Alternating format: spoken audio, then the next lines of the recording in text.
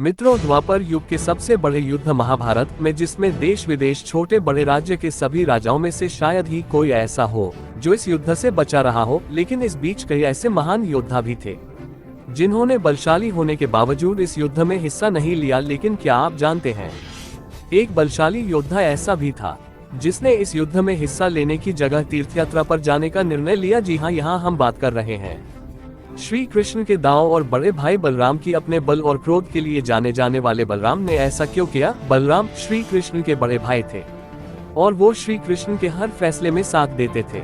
महाभारत एक ऐसा धर्म युद्ध था जिसमें श्री कृष्ण ने लगभग सबको विवश किया, धर्म या अधर्म का पक्ष चुनने के लिए। लेकिन उनके ही सबसे करीबी यानी बलराम इस युद्ध से दूर रहे। आखिर ऐसा क्यों और युद्ध के दौरान बलराम क्या कर रहे थे? चलिए जानते हैं आज की खास वीडियो में। नमस्कार मित्रों, स्वागत है। शायद आप इस तथ्य से अवगत नहीं हो कि पांडु पुत्र भीम और धृतराष्ट्र के पुत्र दुर्योधन दोनों ही के गुरु बलराम ही थे और उन्होंने ही दोनों को गदा चलाने की शिक्षा दी थी। बलराम को कौरव और पांडव दोनों ही बेहद प्रिय थे। ऐसे में जब पांडवों और कौरवों के बीच महाभारत एक धर्मयुद्ध था, लेकिन फिर भी उसमें बलराम ने हिस्सा क्यों नहीं लिया? बलराम, जिन्हें बलदेव और हलधर के नाम से भी जाना जाता है, उन्होंने महाभारत के युद्ध में भाग नहीं लिया था, जबकि यह युद्ध एक ऐसा युद्ध था जिसमें लगभग इस जगत के सभी योद्धा भाग ले रहे थे। ये युद्ध कोई आम युद्ध नहीं था, बल्कि एक धर्मयुद्ध था जिसमें संसार के सभी लोगों को अपना एक पक्ष चुनना था और युद्ध में हिस्सा लेना था। लेकिन इस युद्ध के दौरान श्री कृष्ण ने जहां युद्ध लड़ने के बजाय अर्जुन के सारथी बनने का फैसला किया, वहीं उनके बड़े भाई बलराम ने महाभारत के युद्ध में तटस्थ रहने का निर्णय किया। इसका मुख्य कारण ये था कि वो दोनों पक्षों के प्रति समान भाव रखते थे। बलराम का स्वभाव शांति प्रिय था और वे अनावश्यक युद्ध और हिंसा के विरोधी थे। महाभारत के युद्ध में भाग न लेकर उन्होंने अपने इस सिद्धांत का पालन किया और अहिंसा का समर्थन किया। उन्होंने युद्ध की शिक्षा जरूर प्राप्त की थी, लेकिन वे युद्ध के प्रति अधिक रुचि नहीं रखते थे। उनका झुकाव कृषि, खेती और समाज सेवा की ओर अधिक था। महाभारत के अनुसार बलराम ने सभा में युद्ध का पक्ष न लेते हुए कहा था कि युधिष्ठिर जुए का खेल नहीं जानते थे, जबकि दुर्योधन और शकुनी जुए के खेल में निपुण थे। लेकिन फिर भी युधिष्ठिर अपनी जिद से जुए का खेल खेलते रहे और हारते रहे। उससे भी बड़ी गलती ये थे कि कुछ भी दांव पर लगाने से पहले उन्होंने एक बार भी विचार नहीं किया। तो ये युद्ध उनकी ही मूर्खता और जिद का परिणाम है। महाभारत के युद्ध से पहले बलराम ने तीर्थ यात्रा पर जाने का निर्णय किया। उन्होंने युद्ध की भयावहता और विनाश को देखते हुए तीर्थ यात्रा को प्राथमिकता दी। जाने से पहले उन्होंने श्री कृष्ण से कहा कि भीमसेन और दुर्योधन ये दोनों ही वीर मेरे शिष्य एवं गदा युद्ध में कुशल हैं। अतः मैं इन दोनों पर एक सा स्नेह रखता हूँ। युद्ध के समय मैं सरस्वती नदी के तटवर्ती तीर्थों का सेवन करने के लिए जाऊंगा, क्योंकि मैं कुरु वंश को नष्ट होते नहीं देख सकता। दुर्योधन से विशेष स्नेह था बलराम का। वह दुर्योधन के गुरु और मित्र थे, जबकि भीम को भी उन्होंने युद्ध कौशल सिखाया था। इस कारण से बलराम ने युद्ध में भाग लेना उचित नहीं समझा, ताकि वे किसी भी पक्ष को आहत न करें। महाभारत का युद्ध हुआ तो वे किसी एक का पक्ष लेकर दूसरे के साथ अन्याय नहीं करना चाहते थे। ऐसे में बलराम ने तो श्री कृष्ण को भी यही समझाने का प्रयास किया कि उन्हें भी इस युद्ध में हिस्सा नहीं लेना चाहिए, क्योंकि युद्ध में शामिल दोनों ही पक्ष उनके ही संबंधी हैं। यही नहीं, बलराम ने दुर्योधन को पहले ही यह वचन दे दिया था कि महाभारत के युद्ध में श्री कृष्ण और वे स्वयं शस्त्र नहीं उठाएंगे। इसलिए श्री कृष्ण ने भी बलराम के वचन का मान रखा और युद्ध में बिना शस्त्र उठाए अर्जुन का सारथी बनकर हिस्सा लिया। साथ ही श्री कृष्ण ने बलराम को ये भी समझाया कि धर्म स्थापना के लिए इस युद्ध का होना आवश्यक है और हर स्वरूप उन्होंने दोनों पक्षों अर्थात पांडवों और कौरवों के सामने ये प्रस्ताव रखा कि तुम्हें मुझे मेरी नारायणी सेना या मैं यानी श्री कृष्ण में से किसी एक का चयन करना होगा, परंतु मैं पहले ही यह बता देता हूँ कि संपूर्ण युद्ध में मैं ना तो युद्ध करूंगा और ना ही कोई शस्त्र धारण करूंगा। उनका यह उत्तर सुनकर दुर्योधन ने श्री कृष्ण को छोड़ नारायणी सेना का चयन किया और अर्जुन ने श्री कृष्ण को चुन लिया। एक तरफ जहाँ कौरवों के साथ श्री कृष्ण की नारायणी सेना सहित 11 अश्वारोहणी की अपनी सेना थी, वहीं दूसरी तरफ पांडवों के पास केवल 8 अश्वारोहणी सेना थी। इसके बावजूद भी बलराम ने युद्ध न करने का प्रण लिया और सरस्वती नदी के तटवर्ती तीर्थों की यात्रा पर निकल गए। बलराम की तीर्थ यात्रा पर जाने से पूर्व के एक वृतांत का वर्णन भी महाभारत में मिलता है, जिसमें इस बात का वर्णन किया गया है कि जिस समय युद्ध की तैयारियां चल रही थी, उस बीच एक दिन भगवान श्री कृष्ण के बड़े भाई बलराम पांडवों की छावनी में अचानक पहुंचे।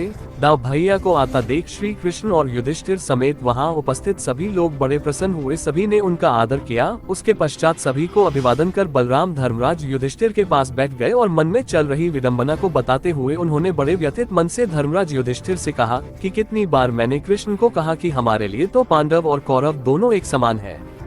दोनों को अगर युद्ध करने की सूझी है तो इसमें हमें बीच में पड़ने की कोई आवश्यकता नहीं है।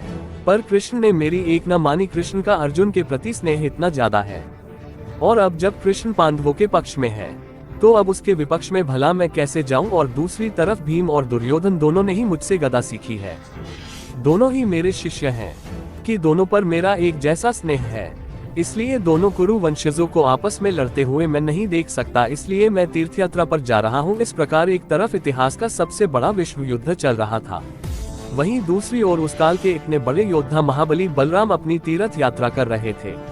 ऐसा कहा जाता है जब बलराम तीर्थ यात्रा से लौटे तो महाभारत का युद्ध अपने अंतिम चरण पर था और कुरुक्षेत्र की रणभूमि हुए भीम और दुर्योधन के बीच गदा युद्ध चल रहा था।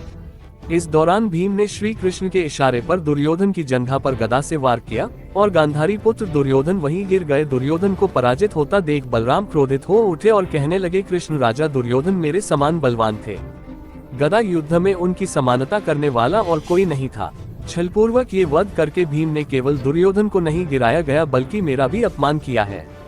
ये कहकर महाबली बलराम अपना हल उठा भीमसेन की ओर दौड़े और उन्हें सजा देने की बात करने लगे। बलराम को इतना क्रोधित देखकर श्री कृष्ण ने बीच बचाव किया और दांव बलराम को याद दिलाया कि धर्म और अधर्म के बीच युद्ध लड़ा जा रहा था। तब आपने समय की इस चुनौती को स्वीकार नहीं किया। ऐसे में अब आखिरी चरण में वापस आकर आपका इस तरह की युद्ध के नतीजों को प्रभावित करना उचित है।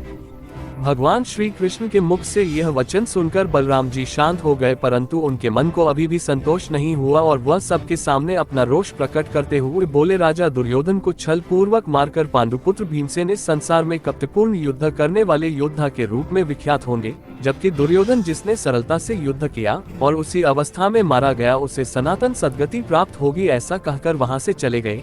यहाँ श्री कृष्ण ने भीम को तो बचा लिया, लेकिन बलराम ने भीम को दुर्योधन को छलपूर्वक मारने पर श्राप दे दिया था।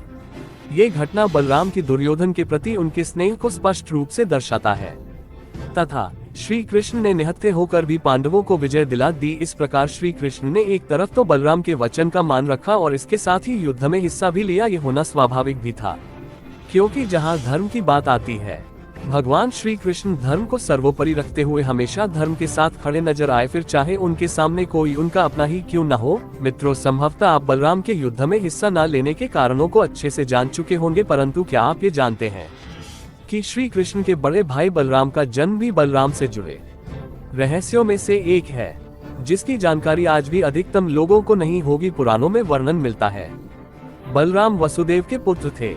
मथुरा के अत्याचारी दुष्ट राजा कंस अपनी चचेरी बहन देवकी के बच्चों को मारने पर आमादा था, क्योंकि उसे भविष्यवाणी थी कि वह उसकी 8वीं संतान के हाथों मरेगा। कंस ने देवकी और वासुदेव को कारागार में बंद कर दिया था। कंस ने कैद में बंद देवकी और वासुदेव के पहले 6 बच्चों को पत्थर के फर्श पर पटक कर मार डाला। जब बलराम का गर्भधारण हुआ तो विष्णु ने हस्तक्षेप किया। हिंदू किंवदंतियों के अनुसार विष्णु जी ने बलराम के भ्रूण को देवकी के गर्भ से निकालकर वसुदेव की पहली पत्नी रोहिणी के गर्भ में स्थानांतरित किया गया था। कुछ ग्रंथों में इस स्थानांतरण से बलराम को संकर्षण अर्थात जिसे घसीटा गया हो की उपाधि मिलती है। बलराम अपने छोटे भाई कृष्ण के साथ अपने पालक माता पिता के साथ नंद और उनकी पत्नी यशोदा के घर में बड़े हुए, क्योंकि यशोदा और रोहिणी आपस में बहनें थीं और उनका बलराम नाम रखने के पीछे भी कारण था। उनकी महान शक्ति के कारण उन्हें बलराम, बलदेव या बलभद्र कहा जाता था, जिसका अर्थ है शक्तिशाली राम। उनका जन्म श्रावण पूर्णिमा को हुआ था, तो देवकी के गर्भ में स्थित वह 7वीं संतान और कोई नहीं बल्कि बलराम ही थे। यही कारण है वह बलभद्र, हलधर, संकर्षण और भी अनेकों नाम से जाने जाने वाले शेषनाग के अवतार बलराम कितने बलशाली अधिकारी थे, इस तथ्य से तो आप सभी परिचित हैं। जहां एक और श्री कृष्ण की मनमोहक मुस्कान और शांत स्वभाव के लिए जाना जाता है, तो वहीं बलराम को उनके बल और क्रोध के लिए, यहाँ तक कि जरासंध को एकमात्र बलराम जी ही अपने योग्य प्रतिबंध लगे थे। जब श्री कृष्ण को कोई काम स्वयं नहीं करना होता था तो वह बलराम जी को भेजते थे। कहा जाता है कि यादव वंश के विनाश के पश्चात बलराम ने समुद्र तट पर आसन लगाकर अपना देह त्याग किया था। मित्रों, आपको हमारी आज की जानकारी कैसी लगी, नीचे कमेंट करके अवश्य बताएं। ऐसी और धार्मिक और आध्यात्मिक जानकारी के लिए हमारे वीडियो को लाइक करें और YouTube चैनल सब्सक्राइब करना न भूलें। आज के लिए बस इतना ही, आपसे फिर मुलाकात होगी, तब तक के लिए इजाजत दें। आपका बहुत बहुत शुक्रिया। जय श्री कृष्णा।